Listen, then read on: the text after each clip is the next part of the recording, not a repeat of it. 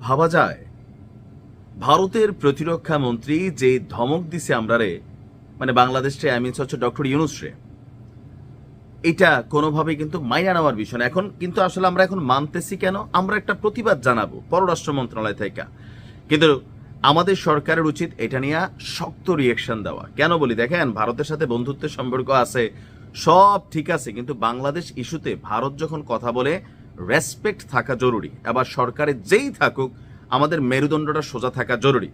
তবে অনেকগুলা প্যাচ ডক্টর মোহাম্মদ ইউনূস নিজেই লাগাই দিয়ে গেছেন। যেমন সরকারে বসার পর ভারত সম্পর্কে বিভিন্ন যে মন্তব্য করছেন, এই মন্তব্যগুলোতে ভারত বাংলাদেশের মধ্যে সম্পর্কের একটা অধপতনে মানে আমরা দেখছি। পাশাপাশি শেখ হাসিনাকে আশ্রয় দেওয়া নিয়েও এবং কি ফেরত আনা নিয়ে, এখন বাংলাদেশ তো ফেরত আনতে চায় না, এটা নিয়ে আপনি ডক্টর ইউনূসের অ্যাক্টিভিটিস দেখছেন, রাগ হন খুশি হন, এই কথাগুলো তো বাস্তব। পররাষ্ট্র মন্ত্রণালয় আমাদেরকে বলল যে মানে এই পর্যন্ত শেখ হাসিনা ভারতে যাওয়ার পরে এক দুইবার একটা চিঠি মিঠি দিচ্ছে, কিন্তু আসে না যে একদম জান প্রাণ পাগল হয়ে শেখ হাসিনাকে বাংলাদেশে আনবে ডক্টর ইউনূসের সরকার, এরকম অ্যাক্টিভিটিস ছিল না।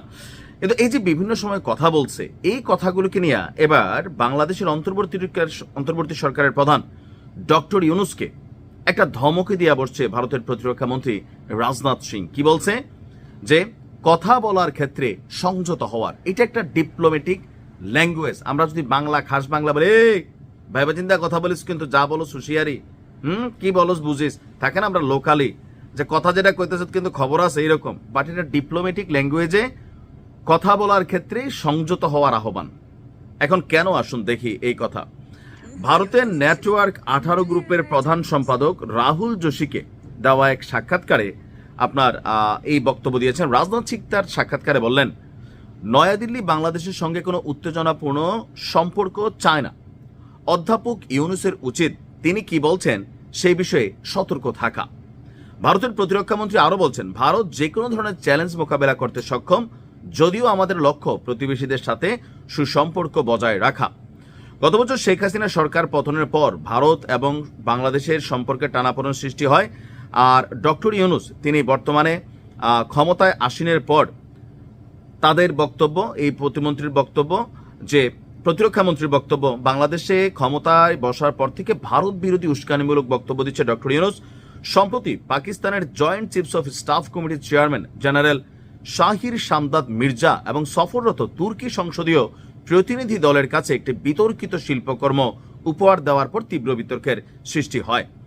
জানা গেছে ডক্টর মোহাম্মদ ইউনূস চলতি সপ্তাহে শুরুর দিকে সফররত 5 সদস্যের তুর্কি সংসদীয় প্রতিনিধিকে আর্ট অফ ট্রায়াম্ফ নামক একটা বই উপহার দেন।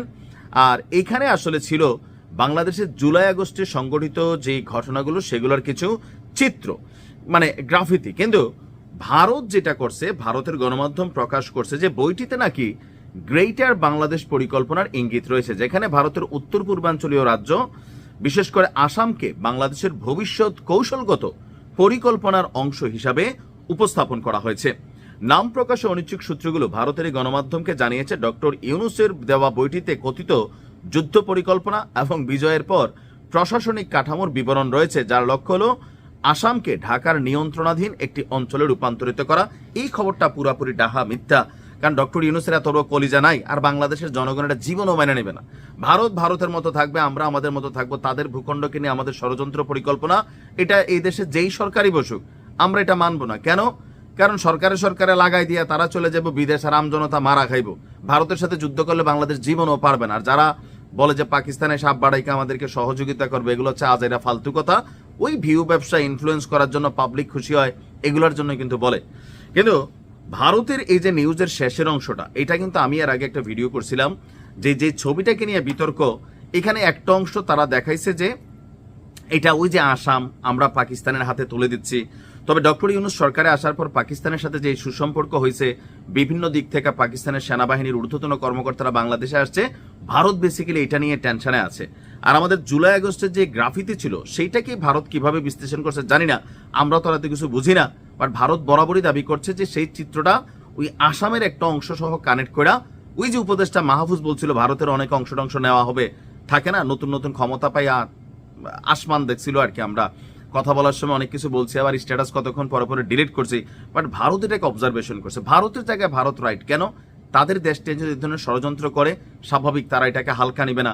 বাংলাদেশ নিয়ে ষড়যন্ত্র করলে আমরাও হালকা নিব না। কিন্তু সর্বোপরি ডক্টর মোহাম্মদ ইউনূসকে ধমক দেওয়াটা এইটা কিন্তু ভারতের উচিত হয় নাই।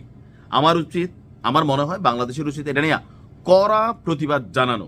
এমনকি একই ভাষায় প্রয়োজনে মোদিরে আমরা বইলা দিতে পারি, অথবা এই রাজনাথ সিংরে আমরা বলতে পারি, কিন্তু ওই যে পররাষ্ট্র মন্ত্রণালয় থেকে তীব্র নিন্দা জানাইছি, চিঠির ভাষা কি লিখছেন আমরা জানা দরকার। অন্তত যাই কিছু হোক, সরকারে যেমনেই থাকুক তিনি আসেন, তাকে অসম্মান করা মানে রাষ্ট্রকে অসম্মান করা। ভালো থাকুন।